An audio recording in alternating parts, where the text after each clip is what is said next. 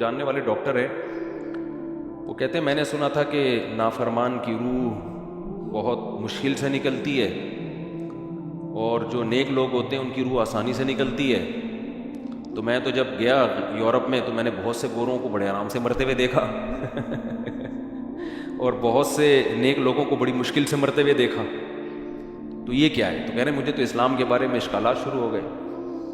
میں نے کہا آپ نے جن سے یہ تقریر سنی ہے نا کہ نیک لوگ کی روح آرام سے نکلتی ہے، بروں کی مشکل سے نکلتی ہے، انہوں نے آدھی بات بتائی ہے، پوری نہیں بتائی۔ میں نے کہا یہ تو صحابہ کے دور میں نے کہا اگر آپ حدیثیں پڑھ لیتے، ایک آیت سے کبھی تھوڑی مسئلہ حل ہوتا ہے۔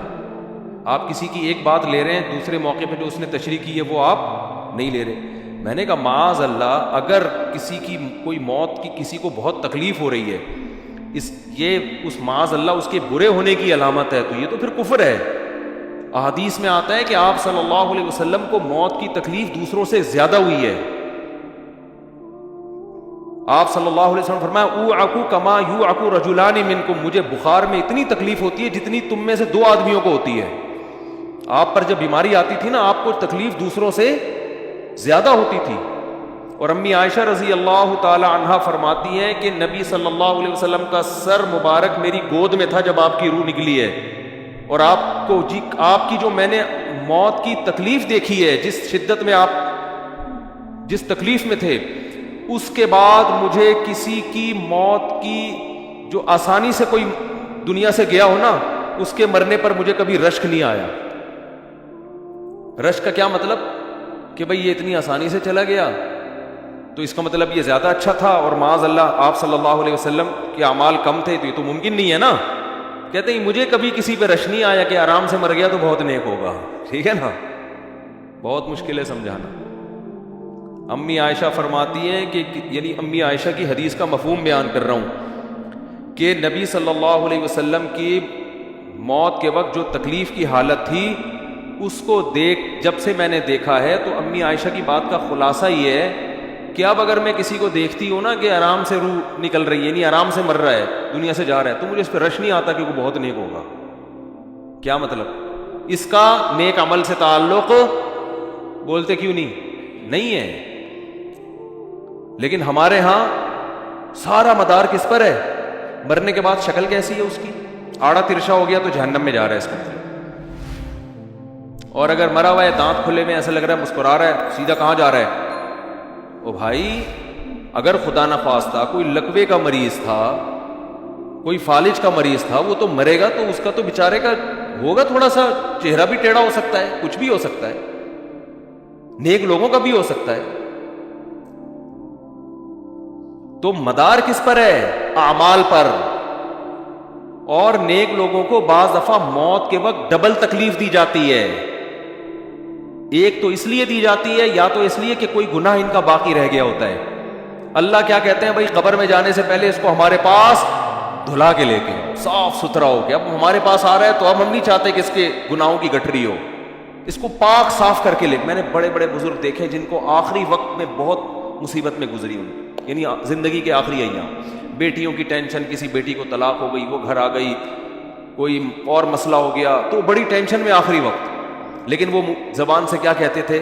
شکر، کیا شاید اللہ تعالیٰ ہمارے گناہوں کو معاف کرنا چاہتا۔ اولاد کی حدیث میں آتا ہے کہ انسان کو اس کی گھر والی کی طرف سے، اس کی اولاد کی طرف سے، اس کے جسم کی طرف سے تکلیفیں پہنچتی رہتی ہیں اور اس کے گناہ معاف ہوتے رہتے ہیں، حتی لقی اللہ طاہرا مطہرا، جب اللہ کے پاس آتا ہے نیٹ کلین، بالکل گناہوں سے پاک صاف ہو گیا۔ لیکن یہ تکلیف ہوتی ہے جس میں صبر کی توفیق بھی ملتی ہے، کیونکہ اللہ دے رہا ہے نا تکلیف، اور اللہ سزا کے طور پہ نہیں بلکہ کفارے کے طور پہ، تاکہ ہمارے پاس آئے تو صاف ستھرا ہو گیا۔ تو اس تکلیف میں پھر صبر کی توفیق، اس لیے علماء کہتے ہیں جس تکلیف میں صبر کی توفیق مل رہی ہے، سمجھ لو یہ رحمت ہے۔ یہ کیا ہے؟ رحمت۔ یہ اللہ آپ کو بنانا چاہ رہا ہے کچھ۔ اب لوگ کہتے ہیں یہ والی تکلیف کیوں، وہ والی کیوں نہیں آئی، یہ تو بہت زیادہ ہو گئی۔ تو بھائی اللہ سے کوئی نہیں لڑ سکتا، وہ جو دے رہا ہے وہ اس پہ صبر کرو۔ اسی کو کہتے ہیں تقدیر پر رضا، جو اللہ نے مقدر کیا ہے بس اب اس پہ کیا ہے، کوشش کریں گے اللہ سے عافیت مانگیں، اے اللہ ہمیں تکلیفیں نہیں چاہیے. ہم تو ویسے ہی کمزور ہیں, ایسا نہ ہو تکلیف میں اور ہی نافرمانی پہ نہ آ جائیں. ہمیں تو خوشیوں بھری زندگی چاہیے, اور اللہ ان خوشیوں میں شکر کی توفیق دے کے گناہ معاف کر دے. ٹھیک ہے نا. جیسے لوگ حکیم کے پاس جاتے ہیں, حکیم صاحب کے پاس 2 طریقے ہوتے ہیں علاج کے. ایک طریقہ تو یہ کہ بھائی یہ کڑوی گولی ہے, 2-3 کھاؤ گے فٹ فاٹ ہو جاؤ گے, اس میں یہ بھی پرہیز, یہ بھی پرہیز, یہ بھی پرہیز. اور ایک طریقہ ہوتا ہے بھائی دودھ جلیبی کھاؤ, علاج لمبا ہو جائے گا لیکن وہ دوا میں کیا ہے, دودھ جلیبی. تو آپ کہتے ہو بھائی یہ دودھ جلیبی والا مجھے دے دو, ٹھیک ہے لمبا علاج کروا لوں گا, فائدہ دیر سے ہوگا, لیکن میں یہ کریلے کا جوس نہیں پی سکتا. تو ہم نالائق لوگ ہیں. شکر سے بھی انسان کے ترقی ہوتی ہے, تو اللہ سے یہی مانگنا چاہیے اللہ ہمیں نعمتیں دے, تکلیفوں سے بچا اور شکر کی توفیق دے تاکہ ہمارے درجات بلند ہو. تو شکر کے بھی تو بڑے فضائل ہیں نا. تو مانگنے تو کیونکہ عبدیت اور غلامی کا تقاضا یہ ہے کہ اللہ سے عافیت مانگی جائے, لیکن اللہ تکلیف دے دے تو اس پہ صبر. تو ہمارے نبی صلی اللہ علیہ وسلم کو ہاں یا تو اس لیے تکلیف ہوتی ہے گناہ معاف, یا اس لیے کہ درجات بلند. اللہ چاہتا ہے کہ بھئی یہ دنیا آزمائش کی جگہ ہے, جب آخرت میں آنا تو اتنا تجھے نوازوں. تو ہمارے نبی صلی اللہ علیہ وسلم جنت میں آخرت میں سب سے اعلیٰ مقام کس کا ہوگا؟ سید الانبیاء محمد صلی اللہ علیہ وسلم, حضرت آدم سے بھی زیادہ, نوح علیہ السلام سے بھی زیادہ. تو اللہ نے فرمایا کہ آپ کو پروٹوکول دینے کے لیے آخری جو اب آپ کا آخرت کا سفر ہے نا, اس میں مادی تکلیف آپ کو دوسروں سے زیادہ دی جائے گی.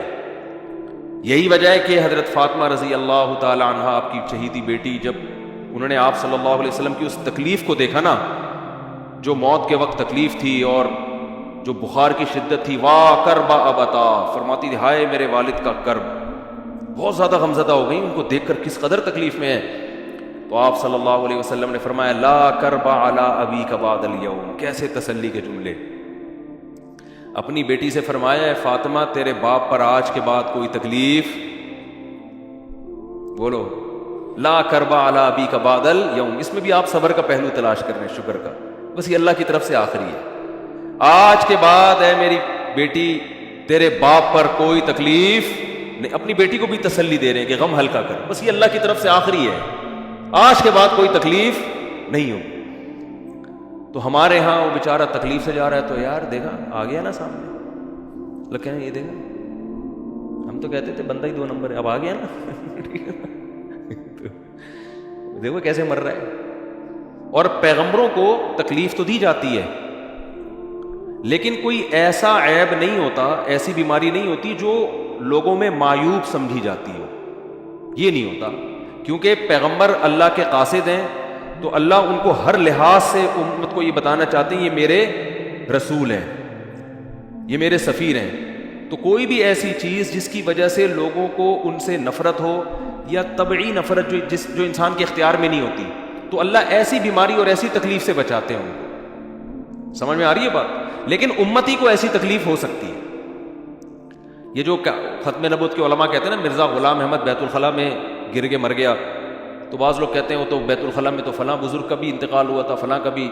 بزرگ کا ہو سکتا ہے, پیغمبر کا بیت الخلاء میں انتقال بولو نہیں ہو سکتا, کیونکہ پیغمبر کو اللہ ایسے عیب سے بچاتے ہیں جو انسانوں میں عیب سمجھے جاتے ہیں.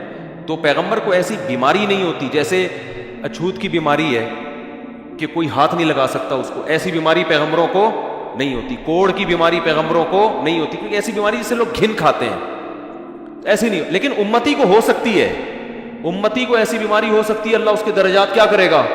بلند کرے گا. اس سے مجھے ایک واقعہ کسی نے سنایا کہ ایک ہندو تھا, اس کو کوڑ کی بیماری تھی. کوڑ نہیں ہوتا گوشت گلنا شروع ہو جاتا ہے, تو یہ بیماری پھیلتی ہے.